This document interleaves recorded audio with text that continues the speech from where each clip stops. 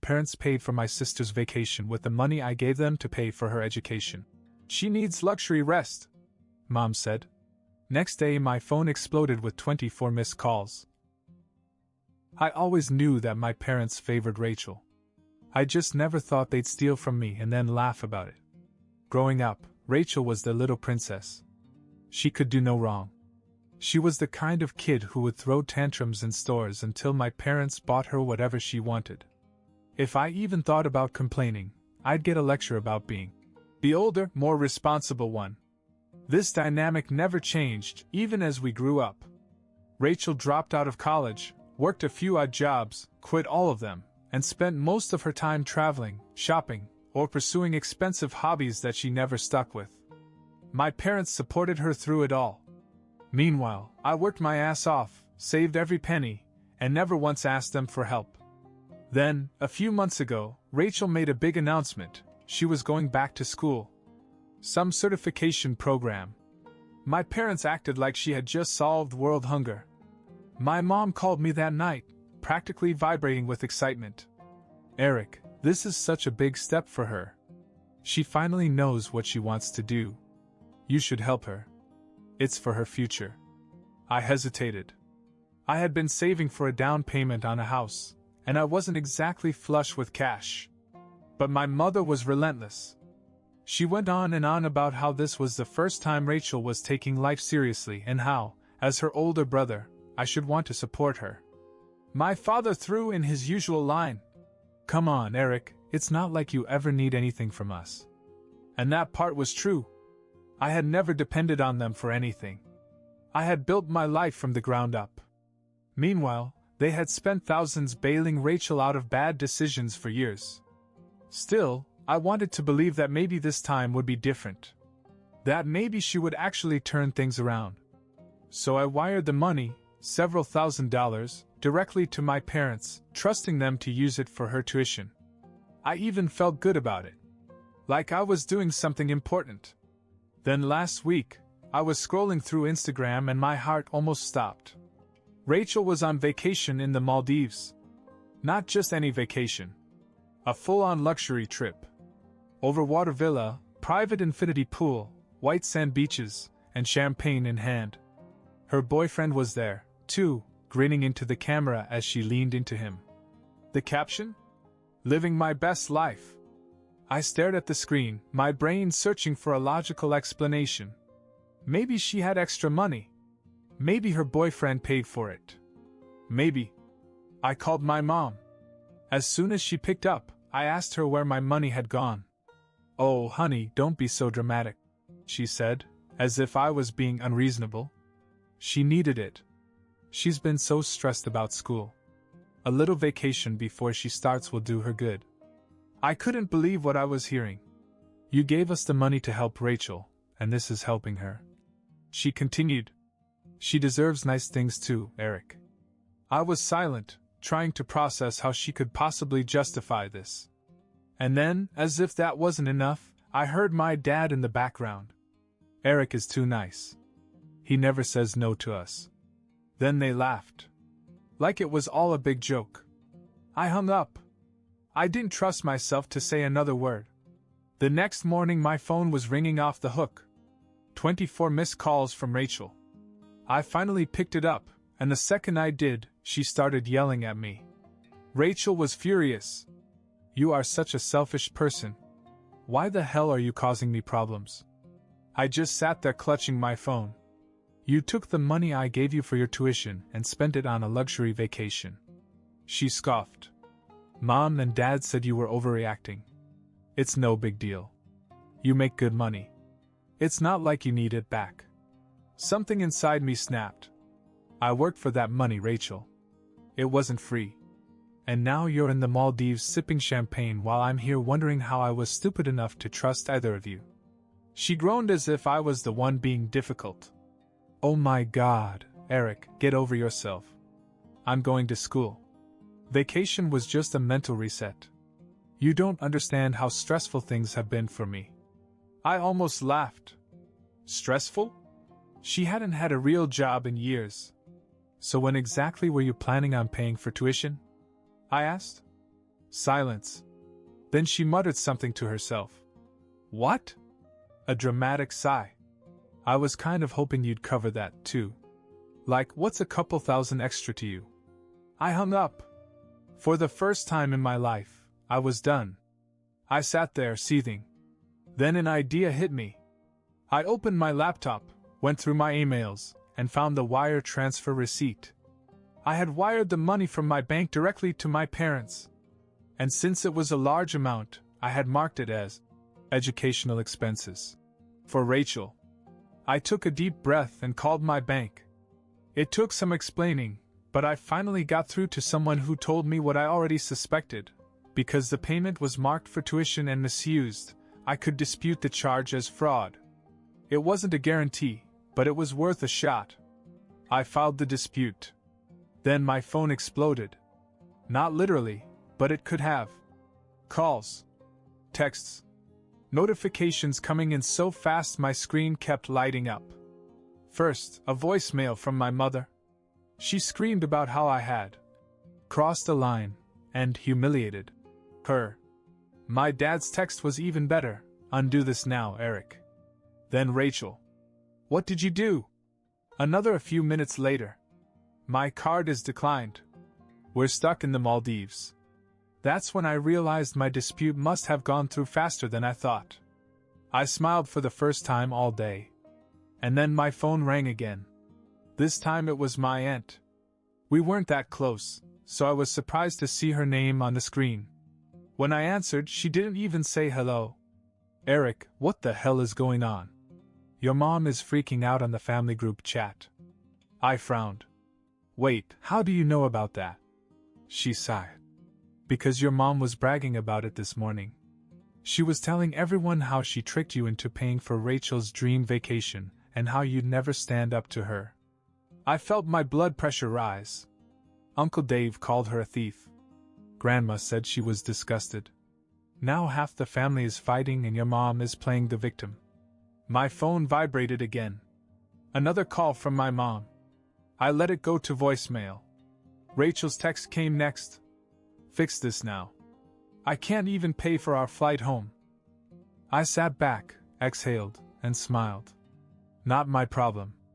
I let Rachel's text sit there, unread. I didn't fix anything. I expected the chaos to die down after a few hours. Maybe a few more angry texts, a guilty voicemail, and then silence. I was wrong. Because the next morning, I woke up to a message from my bank. My dispute had been approved. Every cent I had wired to my parents was back in my account. I sat up and blinked at my phone when it buzzed again. Rachel calling. I rejected it. Another notification. 15 missed calls from Mom. Then my doorbell rang. I froze. I wasn't expecting anyone. And knowing my family, I had a terrible feeling about who it might be. I checked my security camera app and almost choked. It was my dad. He was standing on my doorstep, arms crossed, looking pissed. My mom was behind him, pacing. I didn't open the door. A second later my phone rang again. Dad. I answered it, but before I could say anything he started. Open the damn door, Eric. Now. No. Silence. Then a sharp exhale. You've embarrassed this family enough. You're acting like a child. I laughed. You stole my money and spent it on Rachel's vacation. And now that I took it back, I'm the embarrassment? Mom's voice cut in. Eric, we had no choice. Rachel was devastated and needed a break. Do you know how stressful it is for her to feel like she's failing? She is failing. I shot back. Because the two of you never let her deal with her own problems. My father spoke through clenched teeth. We can't book Rachel on a flight home right now. She's stranded. She has no money. Do you have any idea how bad this looks? Not my problem. My mother gasped as if I had just slapped her. You're being cruel. That's not how a family treats each other. I smiled even though they couldn't see me. That's funny. I was thinking the same thing. Then I hung up. My parents stayed outside for another 20 minutes, knocking, ringing the doorbell, calling me nonstop. Finally they gave up. But I knew it wasn't over.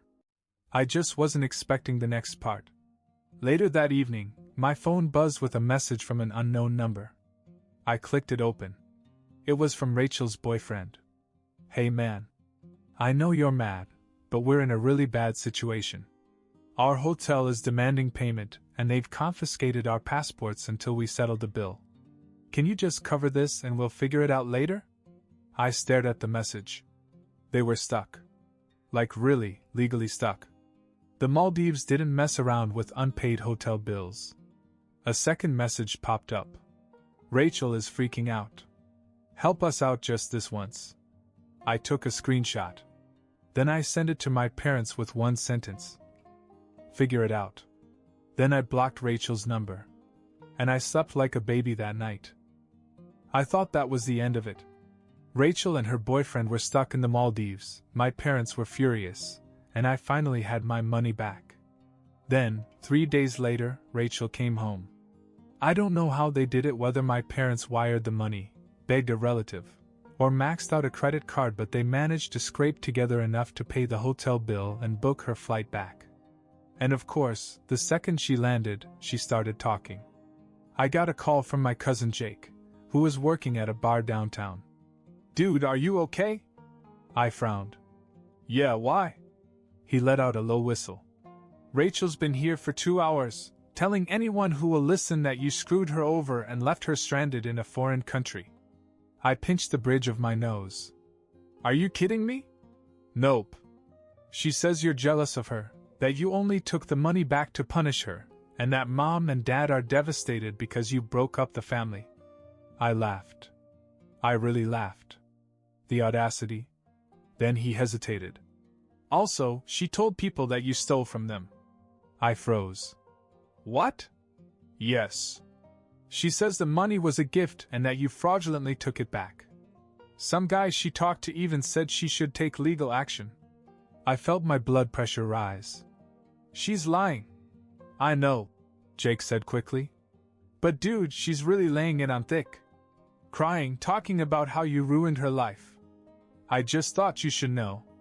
I hung up and immediately started checking my phone. Sure enough, Rachel had posted a long, dramatic story on Instagram about how she had been betrayed by her own brother, how she had been stranded in a foreign country, and how she had lost everything because of me. And then I saw it. A GoFundMe. Rachel had set up a fundraiser, claiming she was a victim of financial abuse and needed help getting back on her feet. She even had a sob story about how she was so close to finally starting school, but because of my cruelty, she was now struggling to afford basic necessities. And people donated. I saw names I recognized. Family members. Old friends. Even a few co-workers. She had already raised close to $3,000. I sat there staring at the screen, my hands shaking with rage. She wasn't just lying, she was profiting from it. This wasn't over. Not even close. I wasn't going to let this go. Rachel had already stolen from me once, and now she was making money off a complete lie. Worst of all, people were actually buying it. I sent a group message to my parents and Rachel. We needed to talk. Rachel replied first, acting like she was the victim. My mom jumped in and said I'd already done enough damage. My dad just told me to let it go. That wasn't going to happen. I called Rachel directly. She ignored me, so I left her a message. "I saw your fundraiser. You need to take it down and give the money back. You stole from me, and now you're scamming other people. If you don't fix this, I will." She called back a few minutes later. "What the hell is wrong with you? I already lost everything because of you, and now you want me to be homeless too?" I almost laughed. "Rachel, you live with mom and dad. You're not homeless." She sighed dramatically. "Well, I don't have money for school anymore, do I? You ruined my chances." "No, you ruined your chances when you decided to spend my money on a vacation." "Oh my God, let it go. You already got your money back. Why do you care?" "Because now you're lying to people and taking their money. You're cheating family, friends, and strangers because you don't want to deal with the fact that you screwed up. Her voice went cold. And what exactly are you going to do about it? You'll see. I hung up and went to work. I took screenshots of her fundraiser, her posts, and every message she sent me. Then I reported the campaign for fraud, explaining exactly what had happened. After that, I sent messages to the people who had donated, starting with the family. Just a heads up, Rachel is lying. She stole thousands from me, spent it on a vacation, and when I took my money back, she made up this sob story to get money. I can prove it. The responses came quickly. Aunt Lisa was furious and said she had given a few $100s. Uncle Dave said he knew something was wrong and would get his money back.